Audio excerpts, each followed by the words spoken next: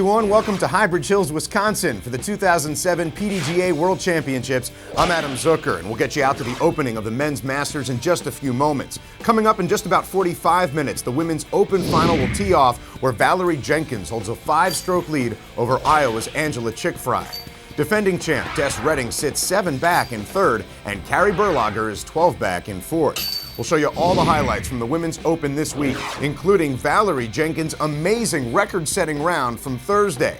And in just about an hour, in what may be the most exciting final ever, the Men's Open will get underway, with Nate Doss holding a 2-stroke lead over Markus Kallstrom, followed by Cale at 7 back, and how about Mike Randolph from the B pool to championship final. You definitely don't want to miss highlights of the playoff that put him in the final. We'll show you all the action from the week and a whole lot more coming up in just a few moments. But first, let's get a quick look at the courses here at Highbridge Hills and an overview of the divisions. We got our man on the scene, former Tour Pro Billy Crump, standing by. Billy? That's right, Adam. We have 6 beautiful courses here on the facility. But the main competition, the Open Men, Women, and Masters division, will be focused on 3 courses. Blueberry Hill, Granite Ridge, as well as the famed Highbridge Gold course. So tell me about Blueberry Hill, Billy. I hear it's one of the favorite courses among a lot of the players. Well, Blueberry Hill consists, one of the reasons it's one of the favorite courses, it consists of 9 holes pretty much in the open, 9 holes in the woods, and it's a small technical course, so a big arm doesn't have a super advantage on this course. The shots that are being made there require a certain amount of technical skill, and if they have a good arm and are able to be accurate, they can score on that course. Well, the balance between the open and wooded holes proved to be quite the difference maker, as you'll see from the highlights coming up. But Billy, tell me about Granite Ridge. What's so unique about that course? At Granite Ridge, the holes have unique names like Fly Like an Eagle, Crocodile Rock, and Freebird, rock songs from the 70s. Granite Ridge is our steepest course, and it's the most wide open. And to add to the challenge, we added 5 extra tees for the World. Well, it looks like somebody dug out their old 45 records for that course, Billy, but what about Highbridge Gold? Well, Adam, Highbridge Gold is the longest course on the facility and definitely the premier course. Playing a little over 9,700 feet, and on Highbridge Gold, the holes are inspired from anything made with gold or gold in color. Well, Highbridge Gold is designed specifically for the elite players in the world. It starts out with a fairly technical long holes in the first 6 holes, and then it's pretty wide open. We've borrowed a lot of fairways that were for the golf course that was originally going to be here. Besides the 3 courses played by the Open Men, all other divisions also played the Woodland Bear course. The Woodland Bear course is a combination of a long, challenging wooded course with a short technical course to give a challenge for all of the players not in the Men's Open division. Hole 17 features the basket supported by 3 trees. The Open division will face those 3 courses primarily, and some of the other divisions will play Highbridge Gold, but it will be on a different layout. I believe the Open Women and Masters and Open Men will play the 9,700 plus foot layout. And before we head out to the Men's Masters Final, here's a look at the purse for all divisions. Thousands of dollars on the line, and as we'll see, one stroke can be the difference between $500 in the end, maybe even $1,000. Stick around, we'll be right back to bring you the Masters Final right after this.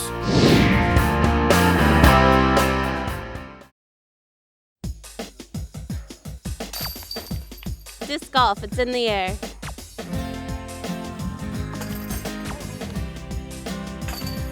Disc golf, it's in the air. Disc golf, it's in the air.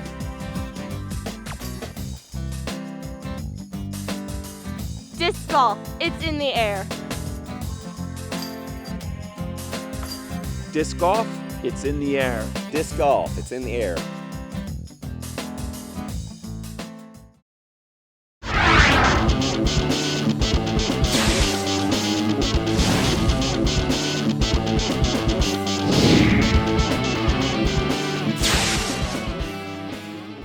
So, Billy, which player should we expect to do well here? Jim Oates and Brad Hammock look like they're going to battle down to the end. We also have Joy Mela in that group, who is known as the technician and should really thrill the crowd in this final night.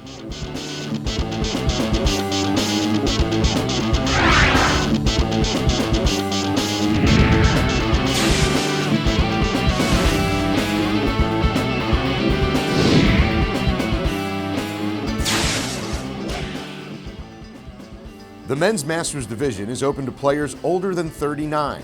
This year's Worlds boasted a field of 63 players with a total purse of $15,700 and a top prize of $2,500.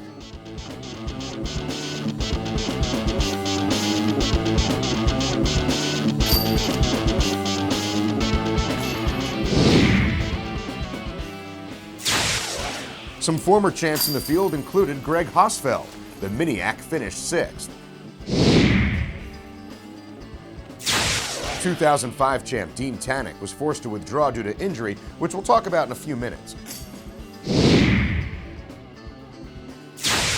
Other top 10 finishers included Austin, Texas's Joel Kelly, who finished 8th, as well as Mitch McClellan and Wisconsin's own John Turlap.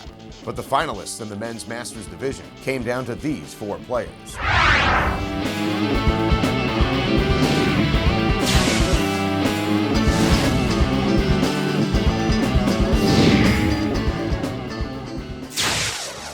Harold Hampton from Sylmar, California. It's his first time in the finals. Harold had the hot round on Highbridge Gold with a 59.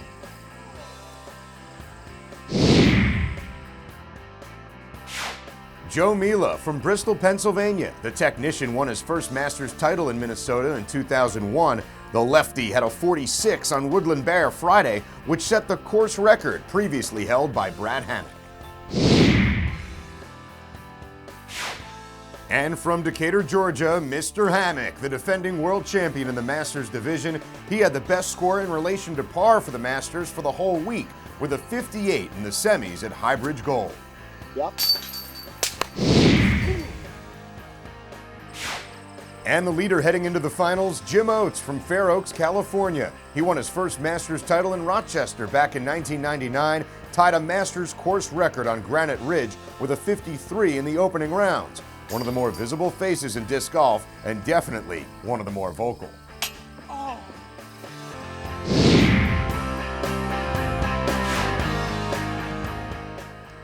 And we're ready for the men's Masters finals as we're joined by tournament director Chuck Kennedy. Big hyzers coming here for Jim Oates and company. Yes, this is a par 3 hole to start with a wall of trees down the left side. There are 3 gaps there, and you can see where that's coming through right now on his tee shot. Oates found a good gap for himself, and up next, Brad Hammock, playing hurt too. Yeah, Brad had the groin injury earlier, and I can see that it's given him a little bit of trouble here with some control. Looks like he's going off to the right into the high grass. Yeah, he should be able to make a recovery shot from that position if he plays it well. And now here's the lefty, Joe, the technician, Mela, and well, that's a unique shot that you're never going to see from anyone else. That's true. This is a tough hole for the lefties, and it looks like Joe tried to play the early gap so he could kind of come in the back door, so we'll see how he fares. Now the crowd liked that one, and here's Harold Hampton. Yeah, Harold's throwing a bullet right down the pipe there.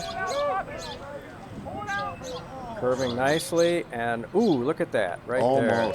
Almost shot the gap, caught a branch, so his second shot could be a birdie. Yep, he's in the putting circle. But shooting his second shot first will be Hammock, playing with that injured groin. What's he doing here? He's throwing a turnover shot to try to hit the gap and came up a little early. A bit short, and it's still Hammock's shot. He can save par here. It'll be a long one. Just a little low. And now we go into the woods with our lefty, Joe Mela, from his knees.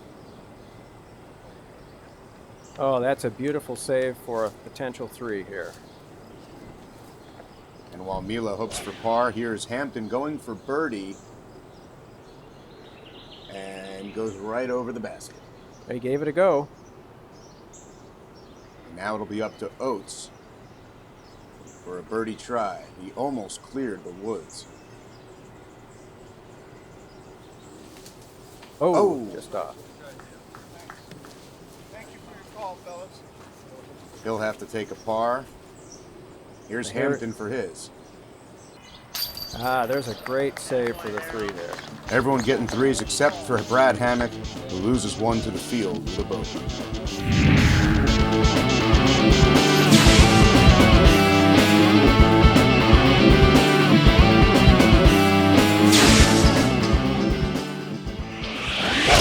Oates our leader as we head to championship hole 2. Chuck, this one's a little more open than hole 1. Yes, this is a temporary hole that we put in to link together the Blueberry Hills course with the Gold course. 365 feet in the open field, and He had to come in around 360 right there. Mr. Oates parked it. And now it's the technician, his tee shot.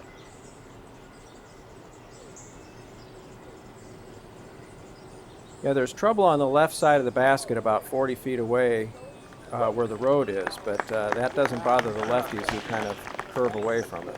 Well, he'll have a long shot at birdie. Now here's Harold Hampton playing the hyzer shot. Harold with a crush. Hook up. Come on. It's like he flew past the basket about 45 feet. They'll have an open look for birdie, and now here's Hammock. See if Brad can overcome that leg problem. Playing through a lot of pain as he twists one out into the wind. Coming down nicely. Oh, yeah. He should like that. Limping his way up the fairway. I'm sure Brad's disappointed with being so close, but just not being able to play at his 100% best. Hampton first for birdie. Bingo. Oh, he's pumped as he comes up to the basket after hitting a long birdie putt. Now here's Mela. Joey just a little short. Showing his emotions a little bit, of course, and now here's Hammock. All right. There we go. That wipes out that bogey on the first hole. Still shaking his head about something, though. Oates was parked. He'll drop in for an easy birdie, maintaining his lead.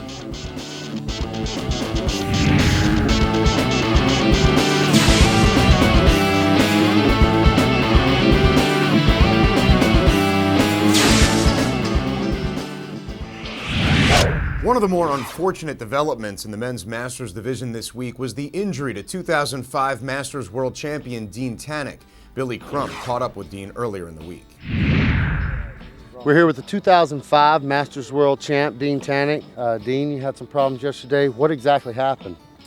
Well, Billy, it's just one of those fluky things. I guess it could happen to anybody, but on my drive on hole 18 on the Gold, I pulled my wraith a little bit to the right and then went in the woods a little deep, and then I had a little opening, which I was trying to force a beat wraith turnover shot through a little opening, and I fell forward and I caught myself on a rock, but I felt something hit me or poke me next to my left knee. And Did you know you were, injured right away? Well, I felt something. I didn't know what it was, but, and then when I finally looked at it and then I saw how big the gash was, and I said, and so I kind of wrapped it up. Well, did you leave the course right then, or did you try to finish your round? No, I went ahead. I tied a knot around it, and so I finished out and then got medical help. So it's one of those fluke things. It could have happened to anybody, That's Dean Tannick, the 2005 Masters World Champ, and he'll be in contention next year. You can bet on that. All right, a tough break for the former champ, an all-around class act, and we look forward to seeing him at next year's Worlds. All right, we're going to let the Masters men play ahead and take you back now to hole 1 as the senior Grandmasters are about to tee off.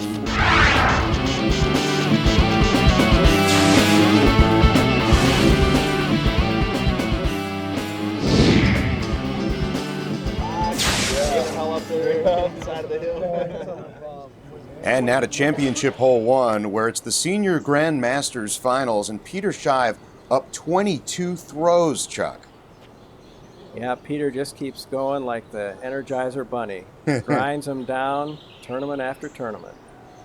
A nice lanky release into the fairway. Yep, he pounded that one. Not bad for fellows their age. And a crowd favorite. Now here's Duster Don Hoffman breaking out the forehand.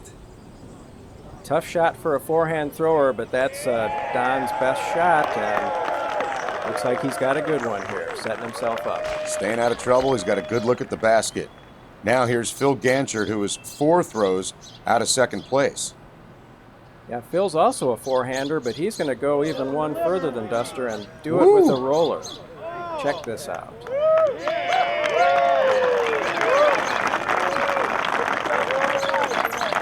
Get himself about 45 or 50 for a potential bird. Now here is John Kirkland. Big John's got the arm for this hole. Here it is. He's right in the opening, too, with another chance at a bird. Yeah, a little hop into the short bushes there, but he's in great shape. Shive will be first from the meadow. This is a new shot for Peter. He's been working on it. That was a forehand throw. Now Duster. Curving one in. There's old Duster doing his forehand thing. Okay, here's for the birdie. Ganshert spots it up. Looks great. He connects. Boom. Great shot for birdie. How long was that? That was probably 45, 50 feet there on this hole. That was Peter's save for the 3 there. Not happening from the woods, but he'll take the bogey, and he still leads. Peter Shive, the 6-time senior Grandmasters champion, looks to be in good position to repeat once again. Now let's head back to hole 1 where the Grandmasters are about to tee off.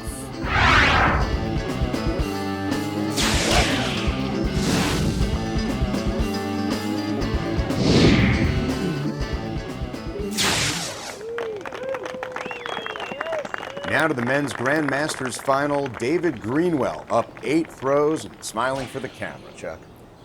Yep, Dave just keeps on going. He's been around for 25, 30 years in this sport and still playing at a very high level. And you mentioned earlier this week about the knees holding up. Yeah, he's had trouble in the past and looks like he's not even going with braces today, so he must be feeling pretty good. Always feeling good when you're around beers, Randy Beers. That's right. I bet he's never heard that before. All new material every year, Chuck. Oh, that's good. And he's pretty happy with his shot. I don't think he saw where it landed, so I think he'll find out when he gets there. And here's Mark Ellis. He's got those socks pulled up nice and high for this one. Yep, getting that extra support. But it looks like his forehand shot, and of course Mark's a forehand specialist for anybody who knows him, and he was trying to sneak through that first gap and come in the back way, which is what the lefties and the forehanders tend to do. And it looks like that's what Dr. Rick Voakes is aiming to do here, too. Yeah, that first gap is actually where the short pin placement is for the hole, which the Legends actually played in this tournament. Voakes likes it. He's just 1 throw back of 3rd, where Mark Ellis sits now. Here's Ellis out of the trees. There he's doing a little, looks like a forehand roller out of the trees to progress up the fairway. And now Greenwell. Greenwell sort of went for it there to possibly get the 2. And Voakes. His angle better than our cameraman's, but he's up there. Yeah, he's right there for the drop in. Oh, and Randy's right there also.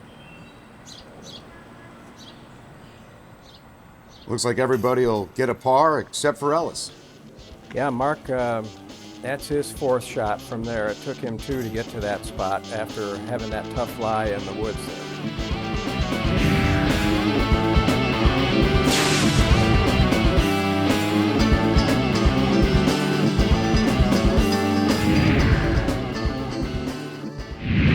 And now it's time to take a look back at how things shook out in the Masters Women's Division, where Annie Kreml was the hot player to get us going.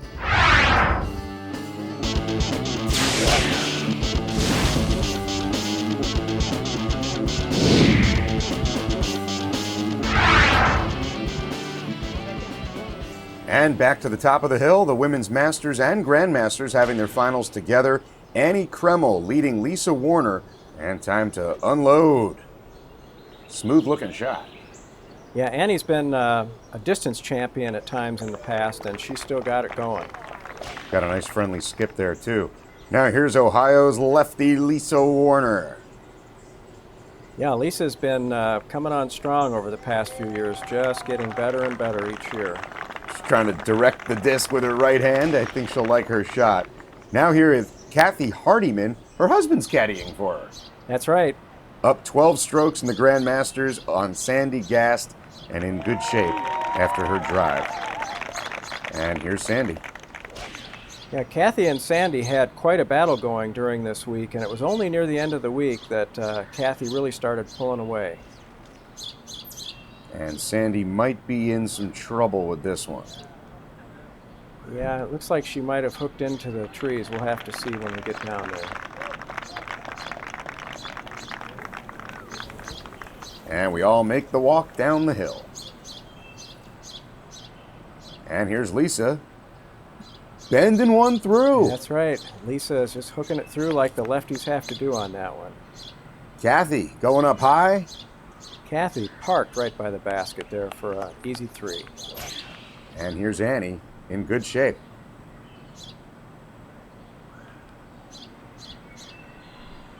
Annie's right there. Looks like she'll have a par. Sandy having some more trouble with this hole. Yeah, we didn't see her doing some of the shots trying to get out of the woods there, but that was actually for a double bogey 5. So Sandy in some trouble. Annie Kremel, though, in far less. She'll finish off a par and maintain her lead.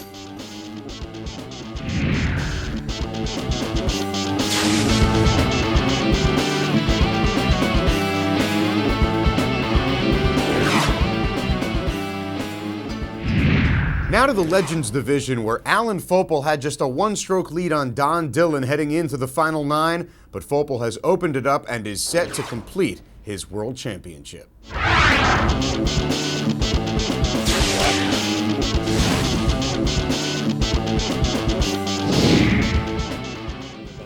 I may be 1 behind right now, but I was 2 behind yesterday. Now I'm only 1 behind. So, yeah, I'm going to win. So Don Dillon knows he has some ground to make up. 1 throw behind Al Fopel. Here we go. Lots of chances on this final 9 for either one of them to take the lead. And they are double digits ahead of both Ragnar Overby and Paul Old Goat Fine. But here's Dillon with a feather in his cap. Maybe some good luck coming his way. I think he hopes so. I don't know if it was from an eagle that hangs around at Highbridge or if it's his good luck feather he brought with him. Well, his disc has landed in the fairway. And now here's Overby. Hamming it up a little bit? He's got kind of a special procedure that he uses when he throws there. I don't know if it's for luck, but it seems to work for him. And the second Pennsylvanian in this finals. A little off to the left there for Old Goat Fine. And another lefty. Grab your chairs, grab your bag, grab your umbrella. Here we go. And here's Overby for his second shot. Now you'll notice in this final that the Legends are playing to the short pin basket for this same first hole that all the others played. It's the same basket that everybody played to during the week on the Blueberry hole number 3. Old Goat Fine punching out of the woods. And trying to bend one toward the basket. There you go. That was a good turn for him. Now here's Fopel, our leader, by 1. Yep, setting it up for an easy 3. So he's looking good, and now Overby. Bragg is right there under the basket. And now Dillon. This is his 3rd shot, so he could be in some trouble. There he goes, but he's saved his 4 there, it looks like. So Fopel will gain a throw on Dillon and have a lead of 2. Oh, that was actually putt. for a save for a bogey, and Paul drop in for 5. And Al's got the 3 to take another shot on Don.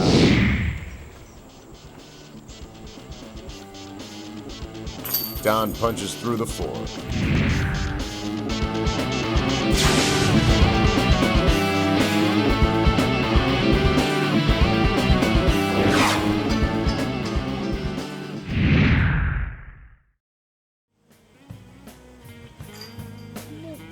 Disc golf is a great game for people of all skill levels, all ages. You know, it wouldn't be the Worlds if we didn't have players from around the world coming to play the event. And we had some great turnouts from places like Sweden, Japan, the Kiwis from New Zealand, and our friends from Canada. We have a very diverse group of players who play our sport, and it's fun for the guy that can throw it 200 yards, but it's also fun for the person who can throw it 150 feet. It's just a great walk in the park. The World Championship is, for me, it's a dream.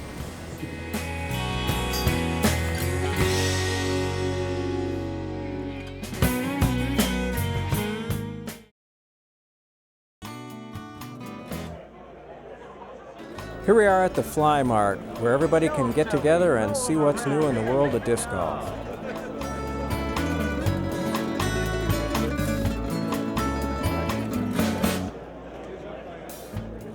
This is a popular feature at every World Championships where people can sell their disc golf wares.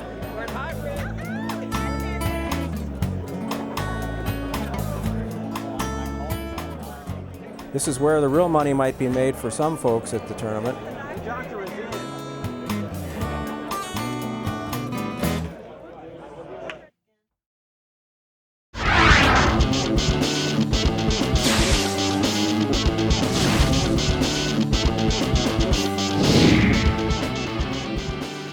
Let's take a look now at the highlights from this week in the Women's Open Division and meet our finalists. The Women's Open field had one of the larger turnouts this year with 28 players. The total purse over $7,000 and the top prize $1,800.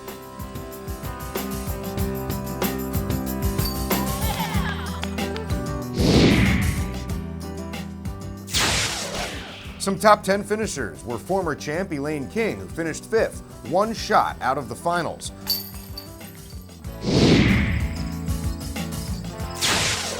Former champ Birgitta Lagerholm finished 7th. Katie Schrader, the 2006 Rookie of the Year out of Minnesota, finished 9th.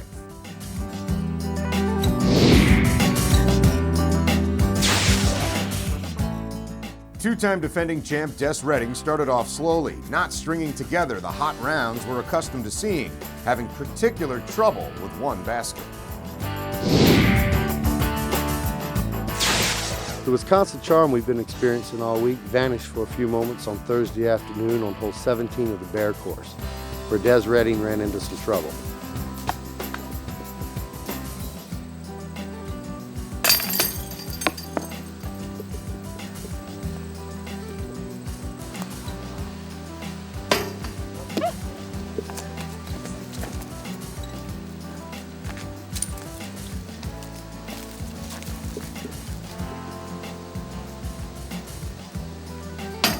Oh, you're kidding me. You freaking brain.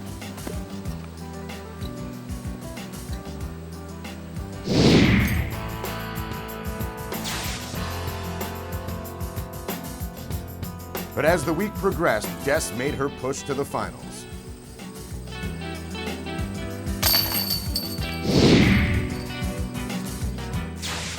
But I'm going to shoot 7 hot rounds to win. Mark it. Iowa's own Angela Tschiggfrie came out firing and took control early on. Each of the first 3 rounds, she had the hot round, nailing one terrific putt after another.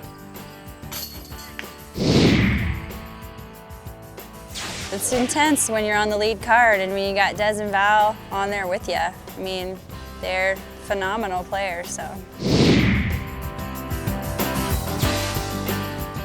Valarie Jenkins, the youngest in the first family of disc golf, kept pace and eventually took the lead by shooting an amazing 52 on Woodland Bear,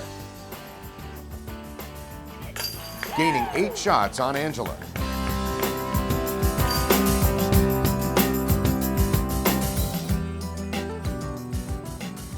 On the back 9 at Woodland Bear, she birdied every hole, and we caught up with her on hole 18. I wanted to take a big lead after today. I didn't want to come into a day just being a couple strokes ahead of Angela. I'm glad I stuck it out, missed a couple putts yesterday, so I'm in the pound.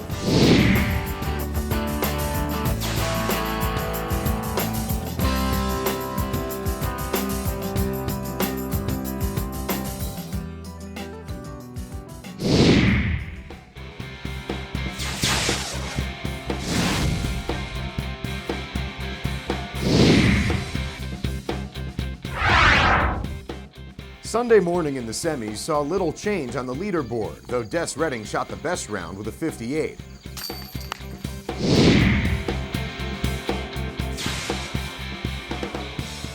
Berlogar's putting game was off a little bit, but she hung on to make the finals by 1 shot.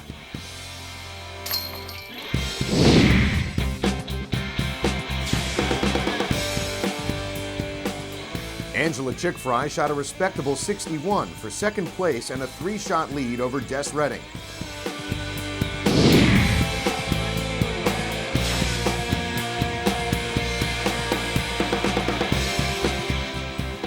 Valarie had her drives in order to shoot a 59 and take a 4-shot lead into the finals.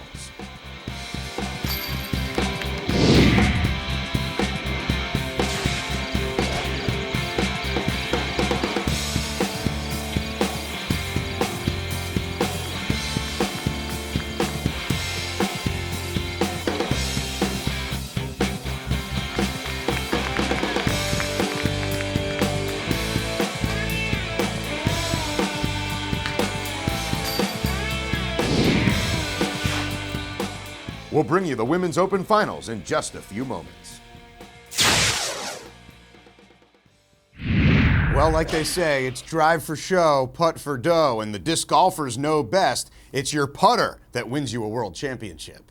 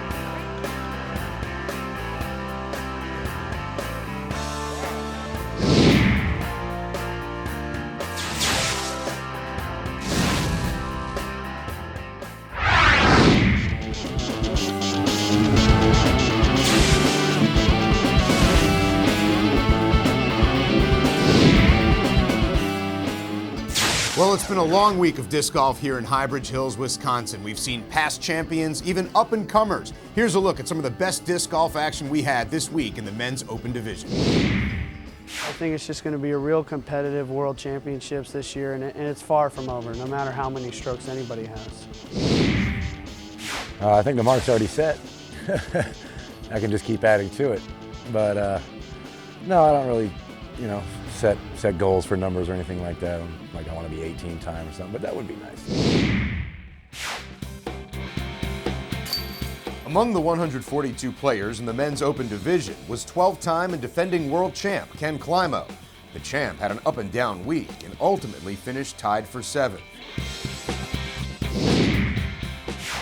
Wisconsin's own Barry Schultz, the 2-time champ, had a difficult week at Highbridge, unable to get his championship game in order and finished 12th. Now to Avery Jenkins, who made his first Worlds Finals last year. The distance champ returned from Japan just in time for the Worlds, but couldn't get over that jet lag and finished tied for 20th.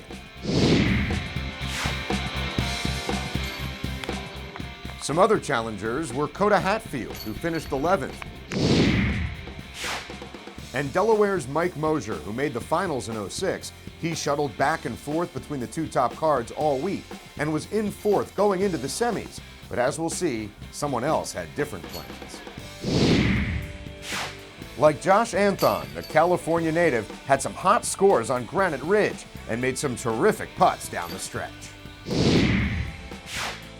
And David Feldberg, who upon returning from Japan challenged for the top card with some solid drives and a steady short game. And how about Mike Randolph from Denver, Colorado, out of nowhere from the B pool to championship form. Mile High Mike shot consistently all week, never more than 4 shots off the hot round, and quickly earning the respect from the top pros. Then there was Cale, a rising star out of Minnesota who won the Great Lakes Open this year and pushed Kenny Climo to sudden death at the Minnesota Majestic. Blueberry Hill proved to be his key course, shooting in the 40s twice. Then there was the arm of Markus Kallstrom.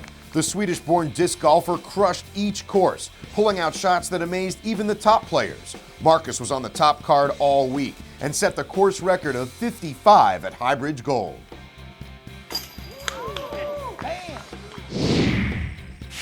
'2005 champ and last year's runner-up Nate Doss had his game intact all week, shooting hot rounds on gold and granite, and was never more than 3 off the top score. Ever since Allentown, I've just had that real fire inside of me to really know what winning was all about and how to win. And ever since then, I've just had the fire inside of me to prove myself that I can be a winner out here playing this sport and be one of the best in the nation and around the world.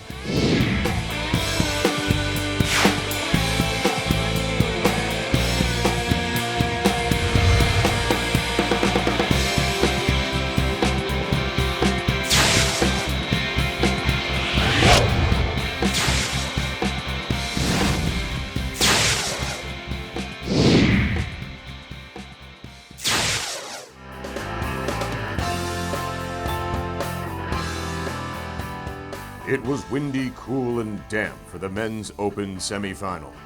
With Doss and Markus Kallstrom battling for first and Cale firmly in third, the final spot was up for grabs. Opening the semis, Mike Mosier was in fourth and strung together some quality shots to stay in contention. But after nearly throwing an ace on this hole, Mosier couldn't hold off Dave Feldberg, John Anthon, and the upstart Mike Randolph.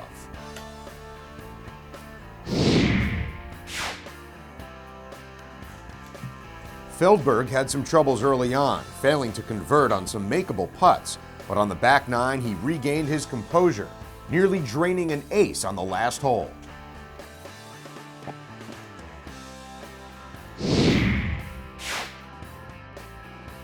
One of the other challengers, Josh Anthon, came on strong as well, keeping pace with great approach shots and clutch putts. But the dark horse of the competition, Mile High Mike Randolph, who ascended from the B pool to the second card, surged ahead down the stretch, nailing his putts and keeping even with both Feldberg and Anthon. And so after Mosier fell behind down the stretch and the scorecards were all tallied up, Anthon, Feldberg, and Randolph were tied, forcing a sudden death playoff.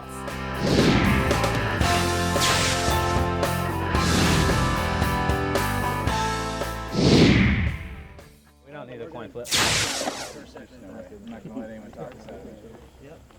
You guys can flip a coin and see what happens. That's not how it's been done in every year, every world. It's a joke. So we go back to this morning, some tense moments. Feldberg checking the wind, checking the rule book, but then it was Josh Anthon's turn to tee off first. Yeah, Josh goes over the top on Granite Ridge hole number 1 for the playoff. And he hits a little too much wood, and he's going to have a long second shot. And of course, our hero, Mr. Randolph. Mike Trollope tries the same route, up and over the top. And he's good luck just continues. He punches through with a clear look at the basket, and now Feldberg came into the tee box knowing he had him at least match that shot. Now, previously in the regular round, Feldberg went right down the corridor at the basket, almost acing it, but this time... Nicked the tree. He's not too happy. And there were some legends watching this one unfold. Used to seeing those guys carrying their bags at this point in the tournament, but everyone watching to see how this playoff would unfold. Feldberg's second shot was first. He had to run it. He knew he had to put it in, so he flew past and figures that Mike's going to finish him off. Anton in a similar situation. Come on, get down. Almost. He gave it a go. And so it was all there for Randolph to finish this playoff in one hole. Boom. There it is. Randolph on to the finals. Mike, just won the playoff, man. How good do you feel, buddy? Little bonus time. I don't even have to count those 2 shots. B-pool, right? B-pool, baby. That's right. How can you be in the final round, bro? You just don't play anymore. I mean, your talent speaks for itself, but what's going on? I mean, how do you just play this good and never play it? Well, just got some good breaks out there. Tried to keep it together. Some tough holes. I mean, I think everybody had some bad stretches, but I've been trying to play this year, focusing for this moment. So I tried to dig down and think of all the people that back home that are praying for me, and tapped into that. And I'd like to thank all those guys. Let's go play some more. Mission accomplished. Congratulations. Yeah. Thanks, Billy. See you guys.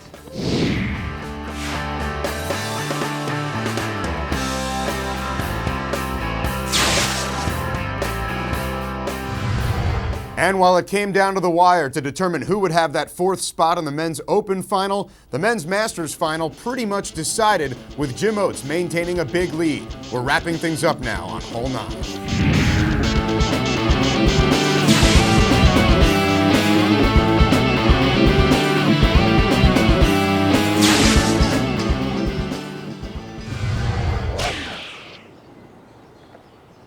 And here is Oates looking to finish what he started with a big heave, Chuck.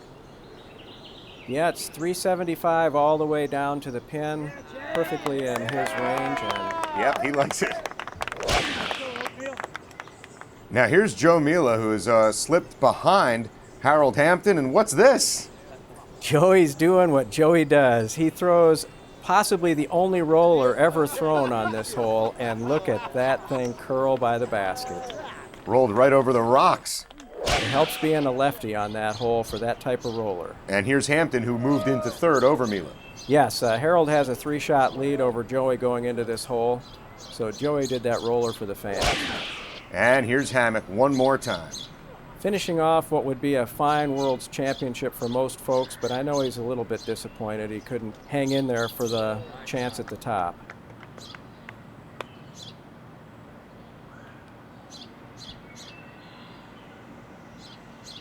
Mela finishing nicely. Right in there, Joey with a 2. And a roller. Maybe the only time we ever see that on that hole. And there's our champ, Jim Oates, finishing the job. Jim with the drop in 2. Woo! You had a lot of stuff working for you, it sounds like. Oh man, I'll tell you, these things aren't easy to get. I mean, age protected or not, there's some absolutely wonderfully talented men that play this game, and Harold Hampton had his best Worlds this year, I think. He played outstanding. Brad played excellent. He did have a bit of an injury.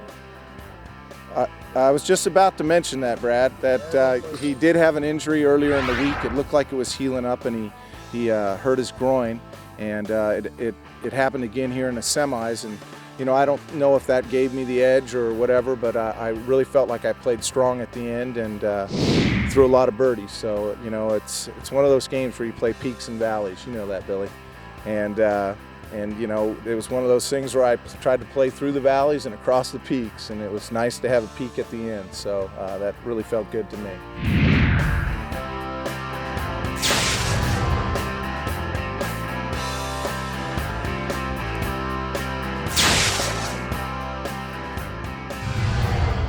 Peter Shive needs to find a new division to play in. Here he is closing out another World Championship by double digits in the Senior Grandmasters.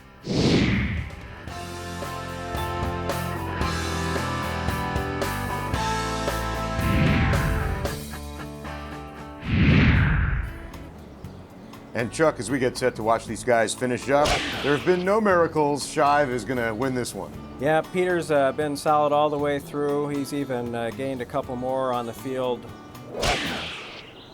And here's Duster. He should be in good shape for par to finish up. And here's Shive. Be a great way to end it, but he hits the rim. Just missed it.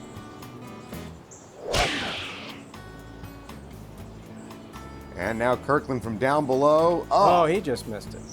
Off the top plate there. Everybody getting par here except for Ganshert. Yep, Phil took a bogey on this hole.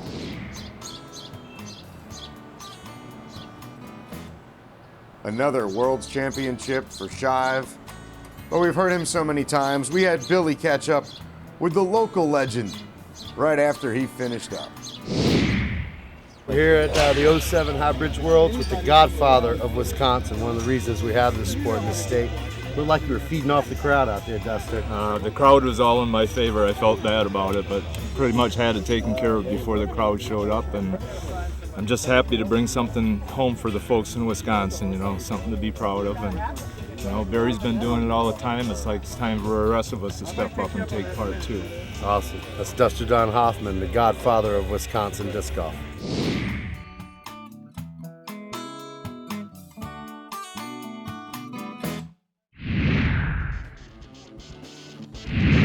Winning a world championship, nothing new for David Greenwell. Here he is, closing out another title in the Grand Masters division, winning by 13.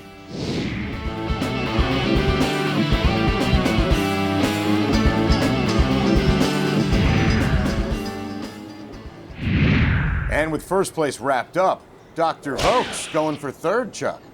Yeah, if the doctor makes this putt, woo! He beats Mark Ellis by 1, passing him during the final 9 for third place. And here's Greenwell, a birdie to finish what we knew he would do, taking another world championship. Yeah, I think he led wire to wire in this championship. And a tough ending for Ellis. He'll take the bogey. Fourth place, though, in the Grand Masters. That's definitely his highest finish in the Grand Masters. And Beers finishes with a par. He finishes second overall.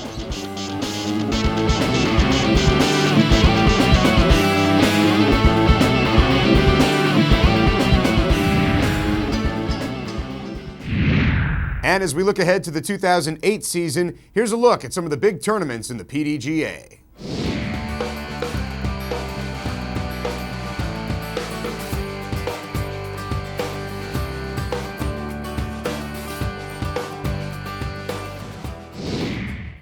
Really not much to determine in the Masters women's final as Annie Kreml had a 12-stroke lead heading into the final 9. Here she is now making things official.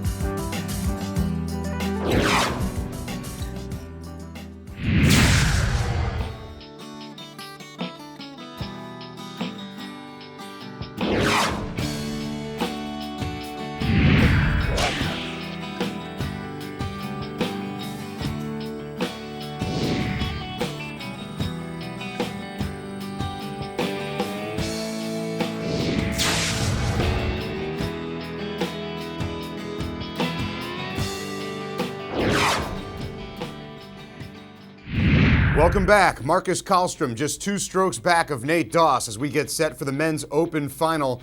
Apparently, Kallstrom pretty confident in his chances as our cameras caught up with him on the putting green. 2 strokes is nothing. So hopefully we'll be last pretty soon.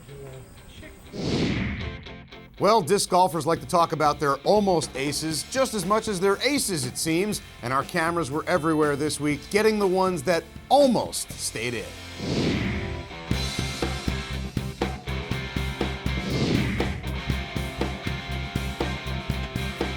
Now turn.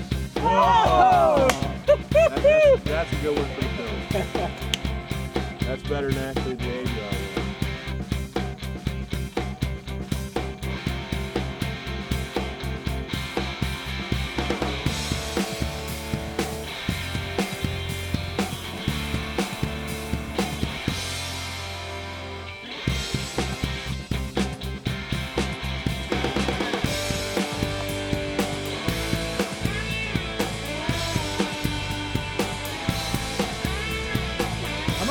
There it is. Oh! Back hold. Right.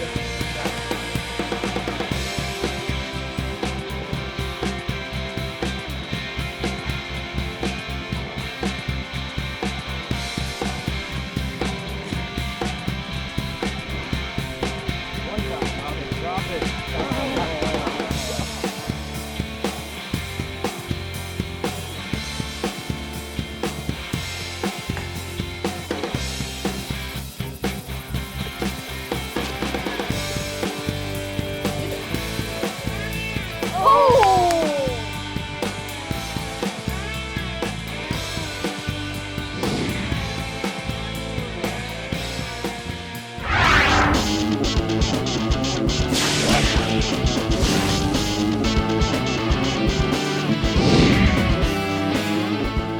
With a lot of the other divisions now wrapped up, we're getting set for the start of the Women's Open Division. So let's go to our man on the scene by the tees, Billy Crump.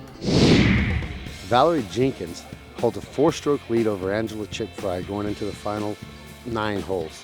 Des Redding has made a move to get within 2 strokes of Angela, and Carrie Berlogar, probably the most colorful female in the field, is also in that final 9. Should be a real pleasure to watch these girls play. In our respective divisions, Val is a better golfer. If she's not winning national tours, she's at least top 3 every weekend. She's playing some solid golf lately, and I'm looking for good things from this World Championship. So. You need to stay in the fairway, stay focused. I know when I'm on my game, I'm not talking much, I'm just in the zone. So I need to do that and just keep focused.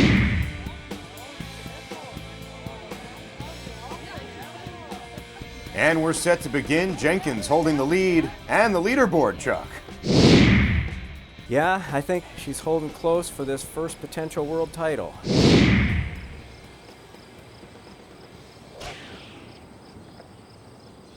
Now she's in the tee, hole 1. Huge gallery behind her and letting it rip.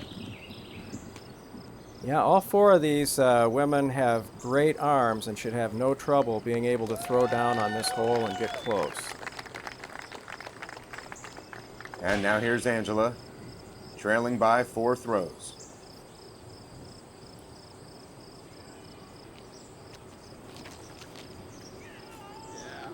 For such a petite woman, she's really got an arm. She's been working hard at that, and she's way out there. Some solid distance and a big smile. And now here's the defending champ with a lot of catching up to do. 7 throws behind Jenkins. Yep, Des has her world champion game face on today, seeing if she can make a move. And she's right there with Tschiggfrie, it seems. And they're all kind of playing real safe from the woods on the left there, so they've got room to maneuver for their second shots. And here's Berlogar. She's going toward the trees more. Yeah, it looks like she might have a little bit of a challenge in the brush there. Into the woods goes Berlogar. Well, we'll see if she's got the chops to chop out of there. And here's Jenkins, her second shot.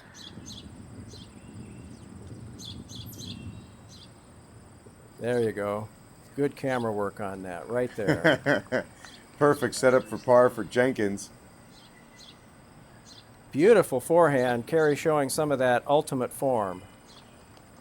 She looks to have a par coming her way. Now Des, trying to keep pace with Jenkins.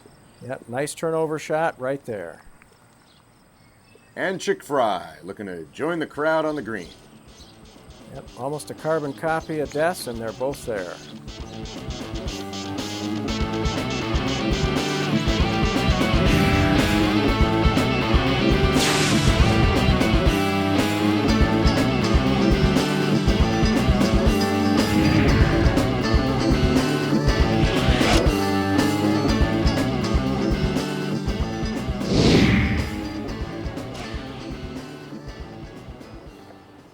Now to hole 2, Chuck. Here's Jenkins unleashing the fury again.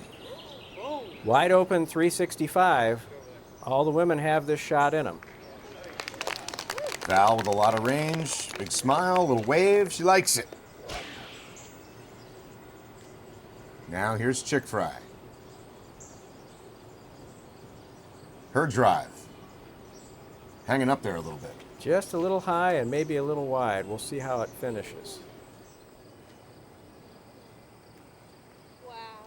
Probably Not not what you wanted there. No, she even says it. Wow. But the ladies laugh it off better than the men do. Here's Des Redding, her tee shot. Des should be all over this.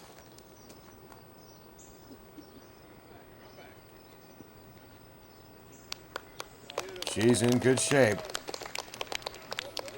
Here's Jay cheering her on. And now Carrie Berlogar.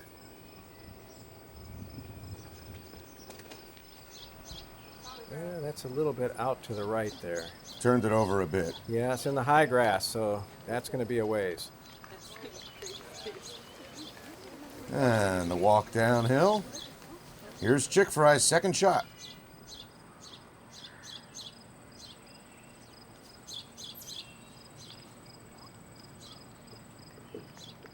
Carrie with her forehand.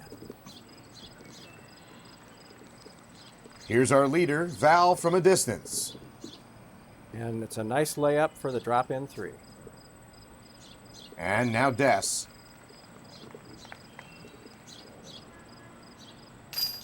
Bam! Big putt for Des. She jogs up there and she's on the move. A 2 on number 2. Tschiggfrie coming out of the woods, so we'll have a bit of a shift there between second and third place. Redding's going to be within a stroke of Tschiggfrie.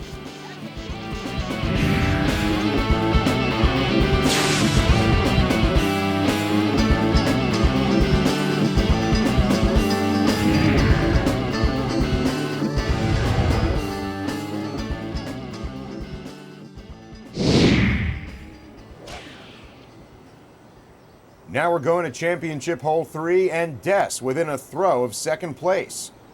And she splits the trees. This is a tough shot out of the woods.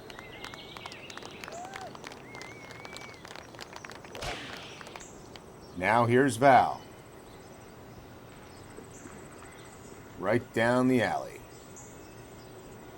Yep, Val will like that one. That's right where the short pin is normally on that hole.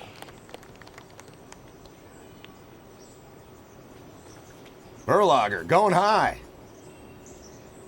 She really wanted that one. Ooh. Behind the trees. Now here's Tschiggfrie coming off the bogey. Oh, looks like she flexed that one out nice. Way out there. That might have been the best of the bunch. Who's that guy? Berlogar's second shot.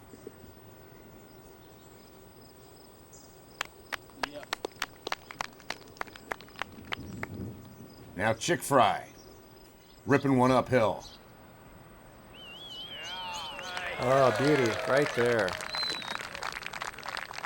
This whole play is 575, so it's no short throw for these women players. Although Val Jenkins, she has some distance in that arm. Can she be accurate here? Also the case. In the circle. And here's Des. Smooth. But in the thick stuff. Yeah, we left a little high grass right there for a little hump and hazard for the folks. Berlogar Whoa! Oh! Yes, that was a 3 save right there. Almost a great picture for that guy. Redding, gonna check for ticks after this putt.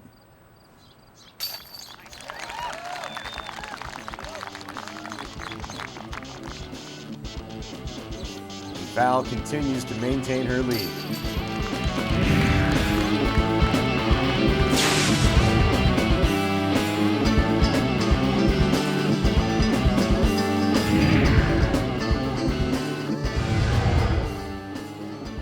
So on monster hole number 4, everybody getting a 5, but that's a good score on this hole. That's a great score. 935 feet, a temporary hole specially for the open men and open women.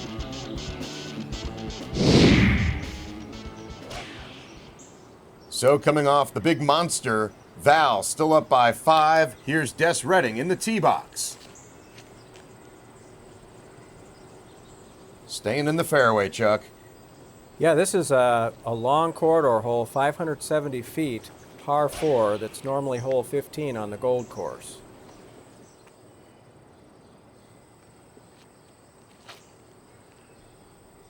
Jenkins keeping it low. Nice skip. And this is the first time the women have played this back gold tee. During the tournament week, they played the shorter white tee. Tschiggfrie teeing off. Avoid those trees. Ooh, that's tough on that left side there. Now Berlogar.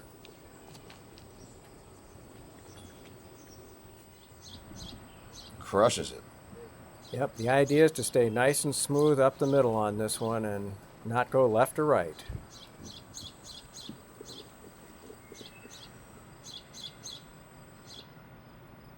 Jenkins came up a bit short of the crowd, so she'll throw her second shot first.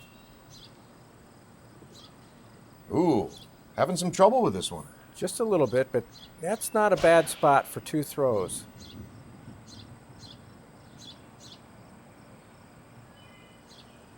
Berlogar from the left rim of the woods stays on the fairway. Good power on that, almost out of the woods. Here's Des. Bends it nicely around the corner. Yeah, even further out of the woods.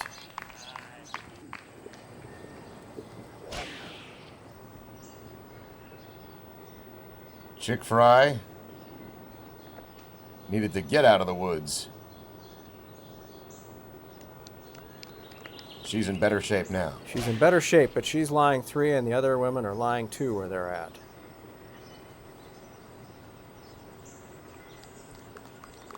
Jenkins with the touch. She should be dropping in. Berlogar. Whoa. Boy, she's got that forehand approach shot down. Des. Little push from the wind there. Yeah, long run for 3, but looks like a 4 like just about everybody here. That was to save a 4 for Angela. Berlogar finishing the job, and so Des and Tschiggfrie are tied.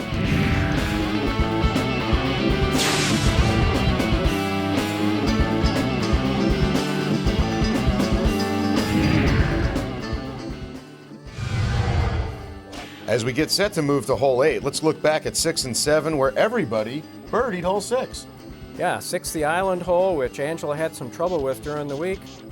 They all parked their shots, dropped them in for 2s. A star frame, and then on hole 7, pars around.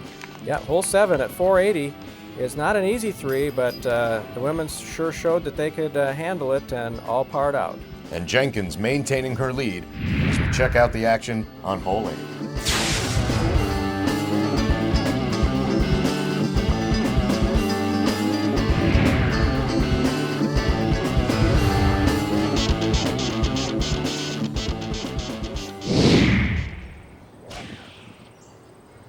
And now, in the tee on 8, Des Redding.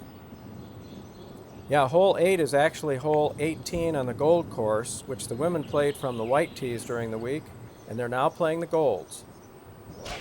Des and Tschiggfrie in a tie for second. That's the tight battle right now. Jenkins with a very big lead with 2 holes left. Yep, I'm sure she's got the nerves right now, just trying to hold in there and not do anything wrong. Berlogar, at this point, having fun? Having fun, as she always does. The party follows her. Now here's Tschiggfrie. This fairway is fairly wide open. Tschiggfrie did sail behind that bush, but she should be able to work her way around it. We saw Val's brother Avery walking with him.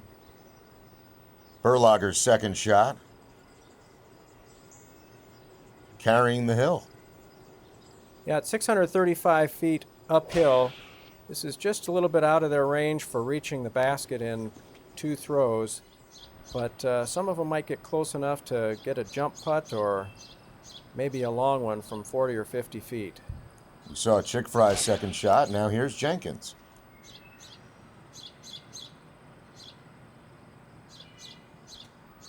Low. But in a good spot. Now here's Redding, trying to stay focused on her hunt for second place. Des had a great drive and was up on one of the plateaus. And it looks like she's really close on her second shot. Val laying up. Tschiggfrie's third. Now here's Des, taking control of second place. A beautiful birdie 3 from the gold tees on 18. Berlogar finishes.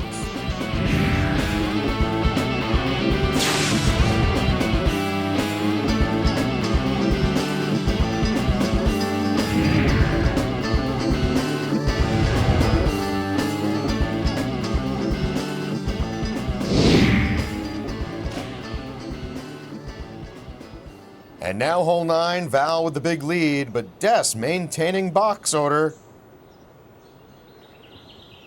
Big drive, trying to hold on to second place, drifting off to the left a little bit.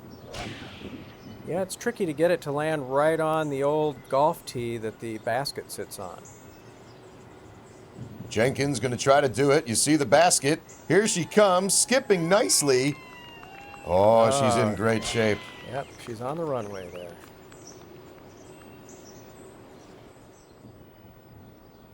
Berlogar, one more time. A higher route coming right at us. She's ahead of the rocks. Now Tschiggfrie. Will she make a push and try to tie Redding for second place? A little too much of a push. Yep, she was going for it though. She needed a birdie to see if she could catch Des for a tie.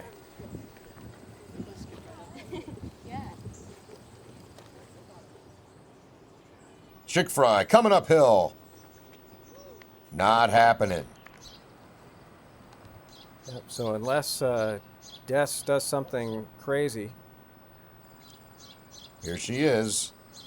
But not a world champion. She's right there to close out second place. Second place this year for her. Now, Jenkins.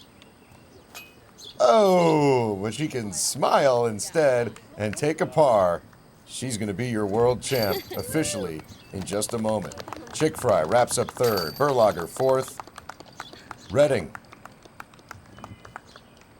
taking second. And here's Jenkins, her first world championship. Valarie just wanted to miss that putt so she could be the last one in. She's a pro. She's watched her brother and others play that last hole. High fives all around. Where is her brother? She'll get some hugs from her competitors first.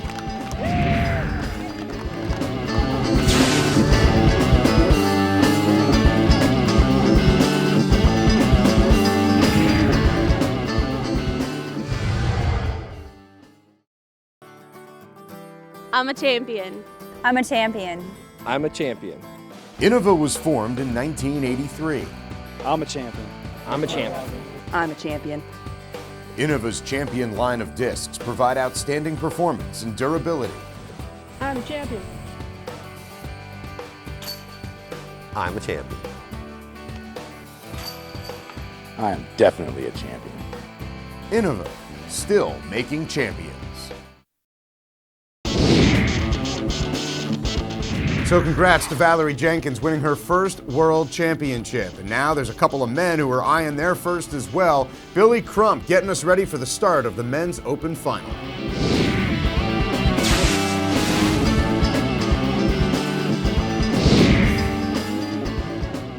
On the open side this morning, we ended up after the semifinals with a three-way tie. Josh Anthon, David Feldberg, and Mike Randolph. They were forced to play a sudden death on hole 1 of Granite Ridge, the course they had just come off, and Mike Randolph ended that playoff in 1 hole. He'll now join Cale, Markus Kallstrom, and your current leader Nate Doss in the final 9. He's on a mission. He's playing great golf. Every round he's consistently shooting the hot round, or at least within a stroke or two of the hot round. So he's playing some great golf, making some great putts, and he's got a great attitude this week, so I look for him to win this.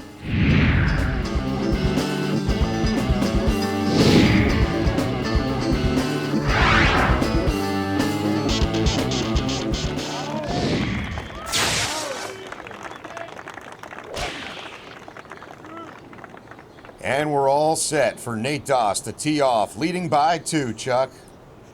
Yep, one of the tightest finals we've ever seen in World Championship history in the Open Division. Woo! Shooting that gap, throwing into the wind. He's in good shape for birdie here on championship hole 1. Yeah, this hole should be a piece of cake for these big shooters. 370 downhill. The only trouble is that tight gap right by the pin. Kallstrom has the big arm, living in Scranton, Pennsylvania now, so we can practice at Prompton. Arrgh, hit something hard there. Yeah, he got kind of an unlucky bounce there. It could have slid into the brush and had a closer putt.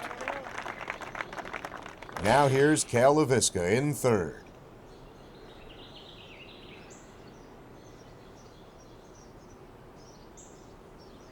Taking the high road. It's up. It's down. I guess we'll see where it is when we get there. And now the guy that's got to be the crowd favorite, Mike Randolph, after winning the playoff. Yep. Mike steps up and just guns it. Oh boy, he's got a little bit of shul to deal with there. Into the woods. I'm really surprised that none of the players played the really long shot past the trees and came back door. All right, that's a good setup for Mike there. Got himself out into the open. LaVisca has a long shot for birdie. Yep, he's a young guy that can stretch like that. Don't know how that would be. Now Kallstrom. Wide stance. This guy has been putting Whoa. Lights out all week long, and that's just another one of Markus' fine putts. Huge birdie for Kallstrom. And now Doss. He needs to sink his. Nate answers. No movement on this hole. Maintaining his 2-throw lead. Mike shows a nice save for a 3. As does Cale.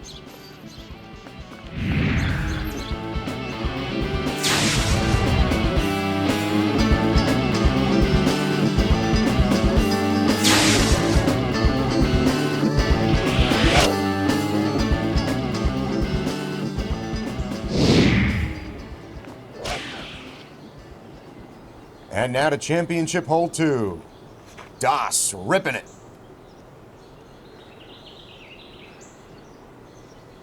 He's kicking himself for that shot. That's way short for a man of his caliber. Probably wanted to avoid the woods. Instead, he's way short. Now Kallstrom gets his a little higher up into the air. Where's it going to land? Ooh, got down and left. LaVisca.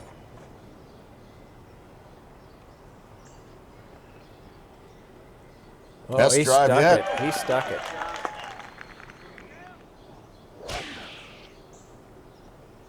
And now here's Randolph. Way outside, bringing it around. Well, he left himself a little bit of a putt, too. But they all avoided that road.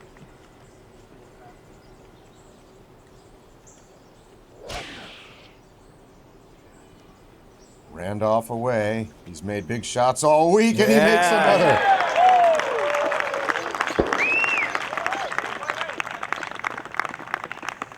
He's happy.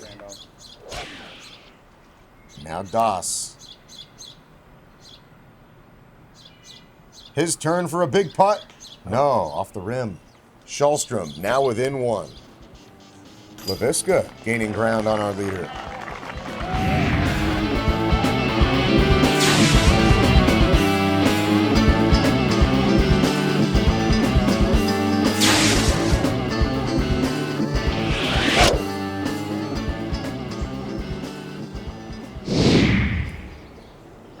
And here he is teeing off on the third hole.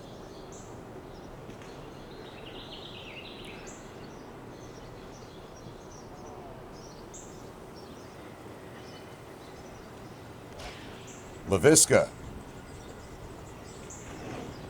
Bouncing off a tree. Boy.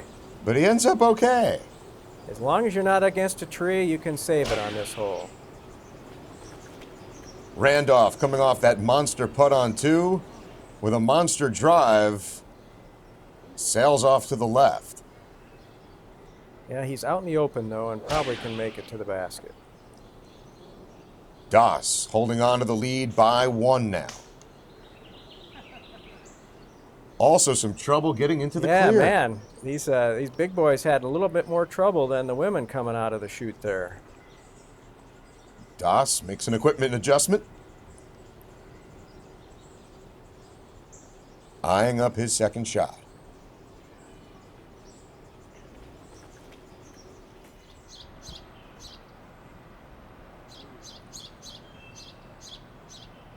And he makes up for his drive with a beautiful second shot.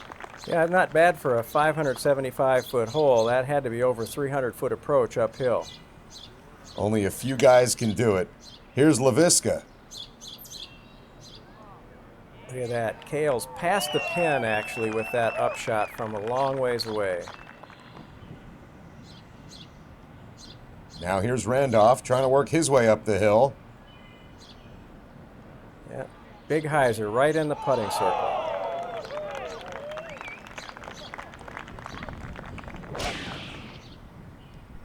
Now Kallstrom. Got to avoid any mistake here. You can see his angle of release. When he gets the opportunity, he just plays that big knife hyzer when he's out in the open. And he's close, but he's in the tall grass. Has to sink another big putt, and he does. He does. Markus is solid all the way so far. Doss. Ooh. Nice three save on the high right. Still up by one. Laviska. Ooh, can't Cale. finish that one. And here's Randolph. Bang.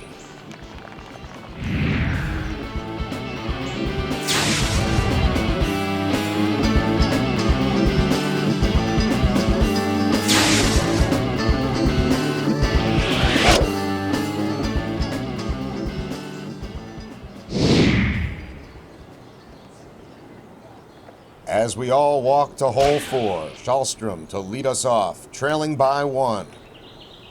As you might recall, hole 4 is the big monster at 935 feet.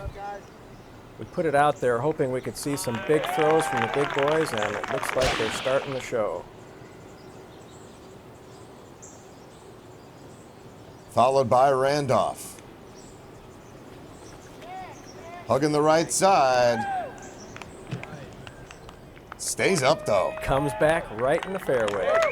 The tee shot's kind of a downhill throw on the initial drive. Let's see how Doss unloads. He's following Mikey's air there. Yeah, boy. Look at that, almost matched. Comes back beautifully, just a couple feet shy of Randolph's distance. Now Laviska. What's he gonna uncork? Looking a little nervous. Uh-oh. Ah. Little high grass on the right there. And here it is.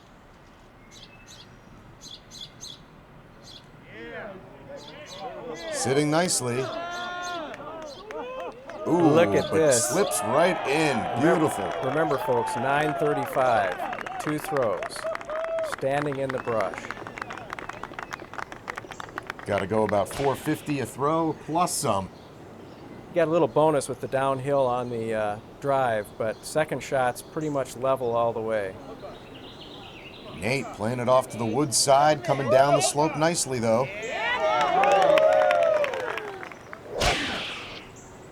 Let's see what Randolph can do.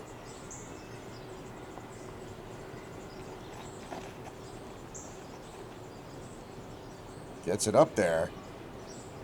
Will it get down there? Way down. Maybe 60 out for Mike there.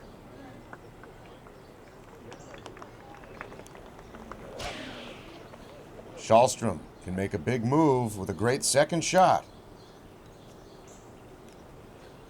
Yeah, Markus might have even had to choke back a disc or something. And he's right there. Sitting pretty.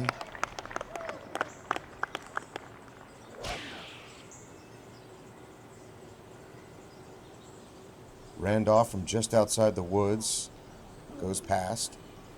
Now here's Doss, uphill putt.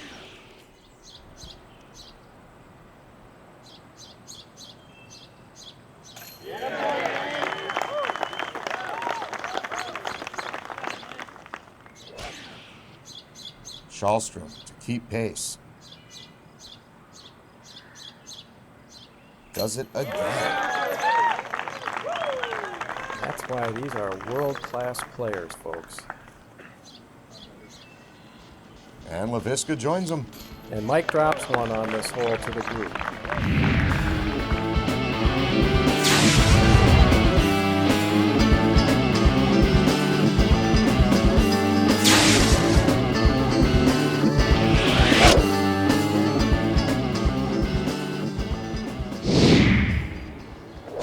Now to hole 5, Kallstrom. Still trailing Doss by 1. Oh my goodness, look at this shot.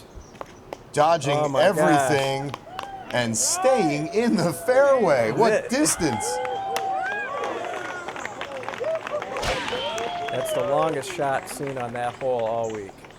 Now Doss has to answer. His lead in jeopardy, heading toward the trees. Look out.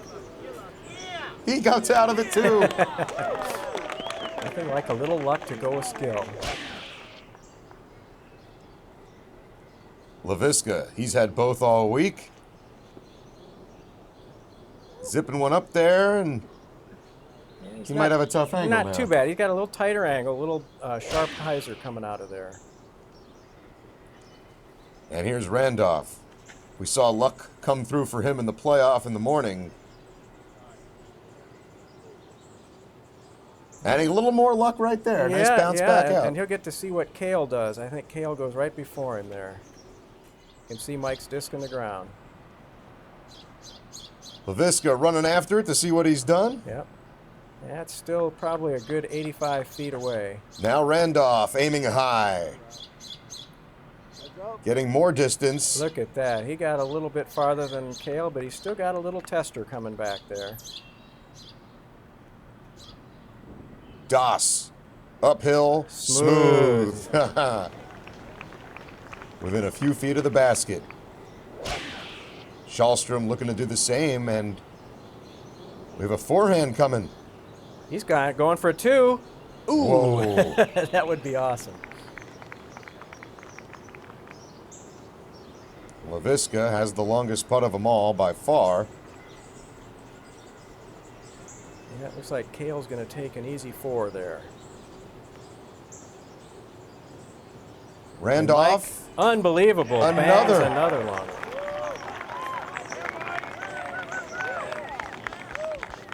Our leader is still our leader.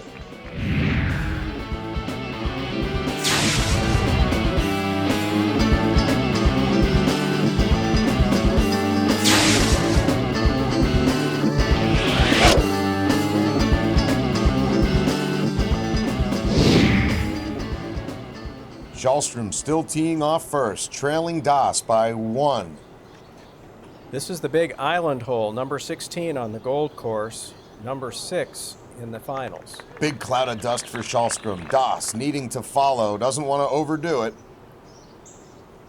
This hole has a moat all the way around it and an OB area apron going back towards the tee for about 50 feet. Gotta be precise. Here's Randolph.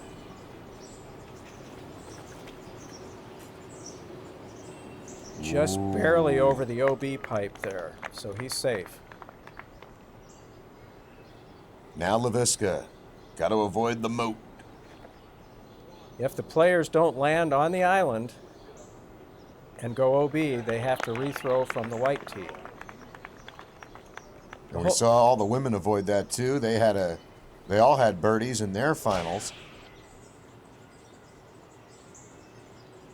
Randolph did. He follows it with a great putt. He's got a birdie. Now Das. Got to maintain that lead. Uh-oh. Boy, and he just barely stayed in bounds, too. From the angle he's putting, he could actually have putted into the moat with a miss like that. And we got a good view of the moat. Das shouldn't get too worked up. He's somewhat lucky that he didn't go OB. Now Shallstrom for a tie in the lead. Yes.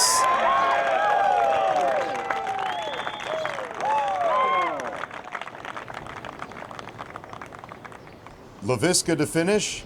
Das gets par, and we move to hole 7.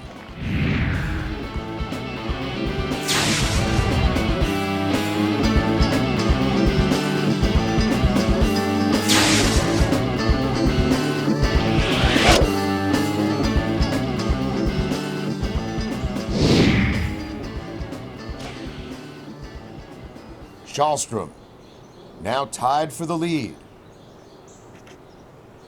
Ooh. This is a big cross across the open OB area. Shallstrom on fire right now. Understand, folks, this is 480 feet, slightly uphill, and all that uncut area is out of bounds. And you just see Mike get the OB. Randolph off in the dirt. These guys are getting the distance as Leviska unleashes a drive. Everybody's watching up, and he's safe in bounds with a putt. About a 440-foot drive. Now Das up. Tied for the lead after having it all to himself for most of the finals. Everybody's concerned. It's coming in. Heiser just barely inbounds and has a putt. So Randolph, after going OB, his third shot. Yeah, Mike is throwing another Heiser shot out over the area he went OB before. But this time he was playing from the white tee, so it was a little shorter shot. And he is safe. Here's Leviska off to the right for birdie. Woo! Cale banging it 2. Big shot for him as he looks to hold on tight to third place. Now here's Das. This would be huge. Oh, how did that not stay? Das ran into some bad luck in last year's finals. He's got to think it'll change down the stretch, though, as Shallstrom goes after sole possession of the lead. It oh, goes my out. God. The gods must be crazy. Equal opportunity chains here in the finals. Oh, my goodness. Randolph, they stick for him, and we're still tied after hole 7.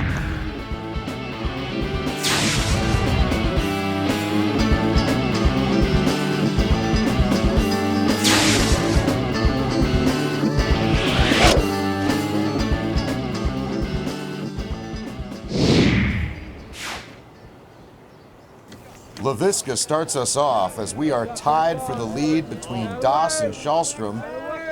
Leviska will show them the way. Again, hole 8 is gold hole 18, 635 uphill across some golf tee platforms. Kallstrom's drive. On the rocks, with a twist. Near the bush. And now Das. Last year's runner-up. Well, he's turning it over on this one. Going in a different direction. And he is back somewhere in those bushes.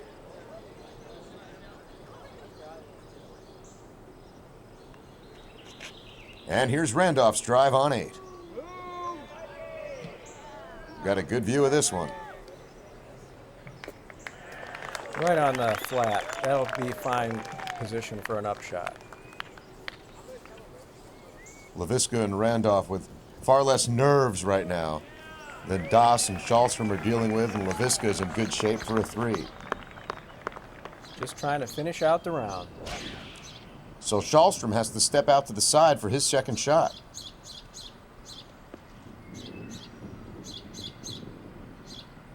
Can't get full power on it. It could be the shot of the tournament. Uh-oh. You don't want to end up by the cars, I gather. I gather, and that's way out to the right of the basket, and the road is not OB, so he's okay there. And while we wait to see what Das will do, here is Randolph. Beautiful. Money melons out. Perfect, right? Money melons. And now Das with a big opportunity here. Tied for the lead. Falling down. Doing everything he could from the bushes. And look at this. Oh, boy. That's what it takes to be a world champion, folks. Luck changing quickly for Nate Das. A big high five from Avery Jenkins. Das will clean himself up. Kallstrom will try to clean up this hole here. In jeopardy of falling back into second place. Unless he makes this miracle 3. It was high enough, but off the line.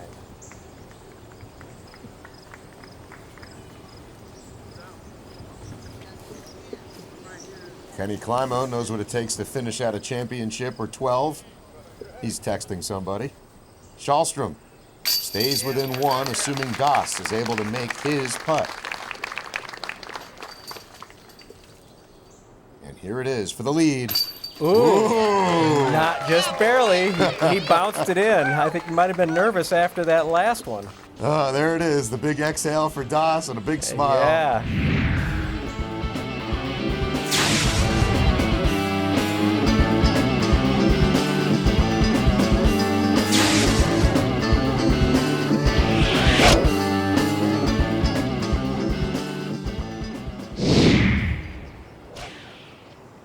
So Nate Das, your leader by 1. On the 9th hole, here's tee shot. Here we go. Is he going for it or playing safe?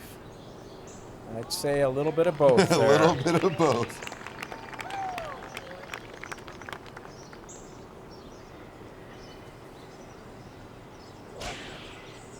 Big cheer from the crowd for Das. Now here's Randolph. The crowd's been on his side these last couple days as he's made this miracle run from Pool B. Look at and this. Wow, what a finish. A way to finish a world title championship run. LaVisca's final drive of 07 Worlds. Not how he envisioned it. No, but Cale had a fine week nonetheless. And now Kallstrom. He has to birdie this one and hope Nate misses his putt. Trailing by 1. Uh-oh. Kallstrom got the big tree out there. The odds are maybe 1 in 50 of catching it, but his number came up and he kicked away. At least it's not OB, so he can potentially make the putt. He'll still need Nate to miss, but as Das walks the fairway, he's got to feel really good. A couple other guys have shots to throw before he takes his shot at a championship. LaVisca with his upshot. And now here's Kallstrom. If this doesn't go in, Das is thinking championship. Oh, skipped right by the pipe. That's right. Now, does Nate go for it on this elevated platform? No, there's a championship move. I think that was sort of what he did in 2005, wasn't it? That's exactly what he did. Kallstrom finishes with authority. He got the 3, but he needed the bird. He'll hold up 2 fingers. He'll take home second place. Randolph finishing a great week, as does LaVisca. And now our big moment for Nate Doss, finishing off a world championship. Big Nate! Yeah!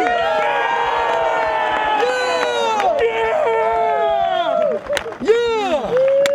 Yes! Oh, baby! Cale! Oh. Fluke now, baby! What's that? Come here, dude. Come here, dude. Come here. We're here with Nate Doss and his caddy, Jim Hagan. 2007 world champ, Nate. That's your second one. Man, that was a battle. You said it was going to be the most highly contested worlds ever. Tell me what went on out there. I'm the luckiest man on the face of the earth right now. I don't really know at the moment. Markus played fantastic. To be honest with you, I can't believe I won. He played so well today, and I got to tip my hat to Markus. He's a fabulous golfer. He threw like a freaking madman today, and it's amazing to watch him play, and I congratulate him on his performance today.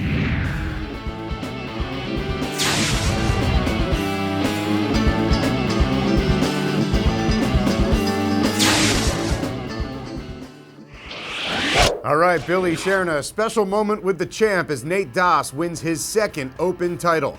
Now it's time for trophies and a whole lot of cash as we check out the trophy presentation.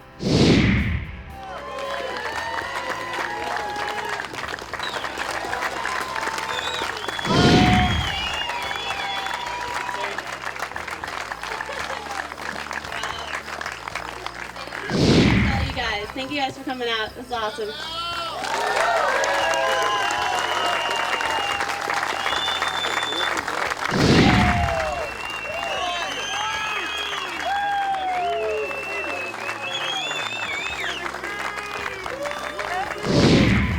Congratulations to Markus. You know, I kind of feel like this is his world title too. He just played so fabulous. It was an honor to play with him all week. As well as Cale, but Markus really earned his right to be here, and you know, there can only be one champion, but you know, Markus should lift the title too. He's a great player, and